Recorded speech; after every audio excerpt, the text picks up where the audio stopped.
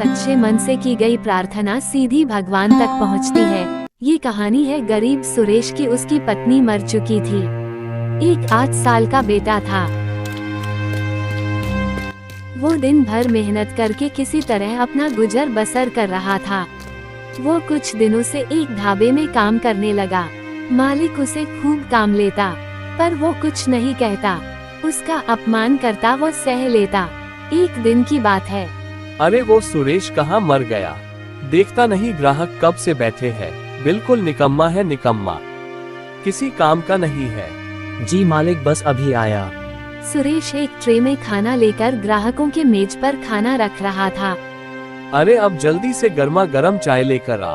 वो चाय ला ही रहा था कि एक आदमी बिना देखे जल्दी में चलते हुए उसे टकरा गया। चाय के कुछ छींटे उस पर गिर गए। आदमी जोर से चिल्लाया, देखकर नहीं चला जाता, मेरे कपड़े खराब कर दिए। आप देखकर नहीं चल रहे थे, टकराए तो आप है। वेटर होकर जबान चलाता है। कहाँ है तुम्हारा मालिक? बुलाओ उसे। अरे ये क्या किया तुमने? पूरी चाय गिरा दी। ये कैसे आदमी को काम पर रखा है? इसे जरा भी अकल नहीं है। मेरे सारे कपड़े खराब कर दिए। जी आप बुरा मत मानिए, इसकी तरफ से मैं माफी मांगता हूँ। आप बैठिए, मैं कुछ खाने के लिए भेजता हूँ। मालिक और सुरेश अंदर जाते हैं। मालिक सुरेश को खूब डांटता है। तुम मेरा बहुत नुकसान करते हो। ऐसे काम नहीं चलेगा। अगर ग्राहक नाराज हो गया तो। मैंने कुछ नहीं किया, सच कह रहा हूँ। वो आदमी खुद टकराया था। सुरेश अभी परसों ही तूने कांच का ग्लास तोड़ा था और आज ये बखेरा कर दिया। अब उसे मुफ्त में खाना खिलाना पड़ेगा। उसके पैसे कौन देगा? ऐसा कर तो घर पे रहा कर, आराम कर। कल से काम पर आने की कोई जरूरत नहीं है। तेरा हिसाब कर ले। सुरेश उसे माफी मांगता है, पर वह नहीं मानता और कुछ रुपए देकर उसे काम से निकाल देता है। सुरेश अपने आंसू पूछते हुए वहां से चला गया। वो रोज काम ढूंढता, पर उसे कहीं काम नहीं मिलता।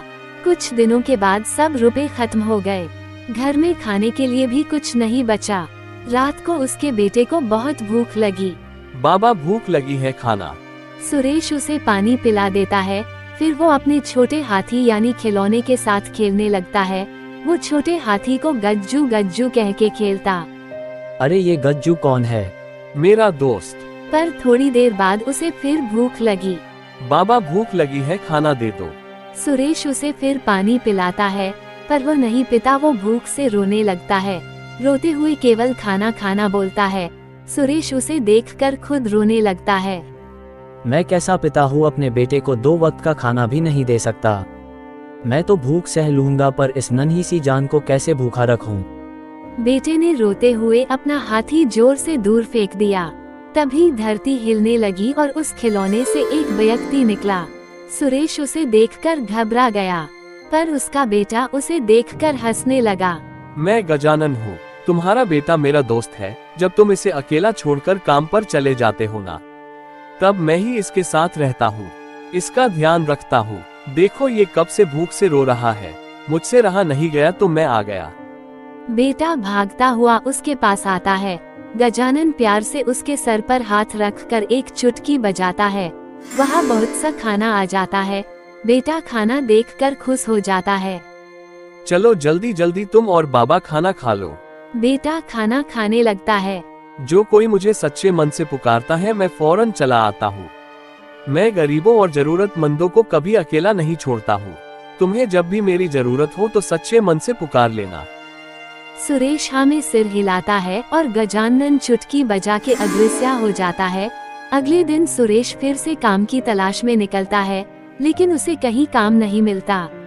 अपने रोजी रोटी चलाने के लिए वह पास के जंगल से लकड़ियां काटकर बेचने का सोचता है और कुल्हाड़ी लेकर पहुंच गया जंगल में। वो एक पेड़ काटने की कोशिश करने लगा, पर पेड़ तो कटा नहीं, उसकी कुल्हाड़ी टूट गई। सुरेश निराश होकर वहीं बैठकर सोचने लगा कि अब वो क्या करेगा। अब तो 2 वक्त का खाना भी नहीं नसीब हो पा रहा है, नहीं कोई काम मिल रहा है। हे भगवान, तू ही बता क्या करूं। तभी उसे गजानन की बात याद आ गई कि कभी जरूरत हो सच्चे मन से पुकारना। हे गजानन, मुझे तुम्हारी मदद चाहिए। उसने जैसे ही अपनी बात खत्म की, मुस्कुराता हुआ गजानन उसके सामने था। कहो कैसे याद किया? कोई काम नहीं मिल रहा। सोचा था लकड़ियां काट कर बेचूंगा, पर मेरी तो कुल्हाड़ी ही टूट गई।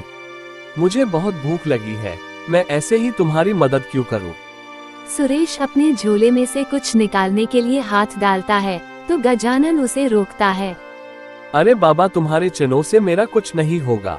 आपको कैसे पता कि मेरे पास चने हैं? मुझे सब पता है।